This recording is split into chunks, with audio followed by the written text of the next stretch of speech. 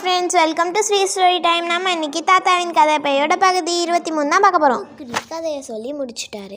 அப்புறம் அவர் எல்லாரையும் பார்த்து சிரிச்சுக்கிட்டே, பார்த்தீங்களா கொஞ்சம் கூட டயர்டாகாமல் நீங்கள் லோகாகாத்துக்கே வந்துட்டீங்க அப்படின்னு சொன்னார்.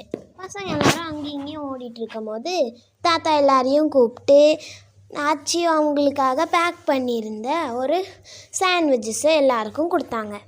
கொஞ்ச நாள் கழிச்சு அவங்க எல்லாரையும் குசும் அவளோட ஃப்ரெண்டோட கல்யாணத்துக்கு வர சொல்லி கூப்பிட்டா. அதுக்கு தாத்தா, நாங்கள் எல்லாரும் பத்திரிக்கை இல்லாமலே வரலாமா அப்படின்னு கேட்டார்.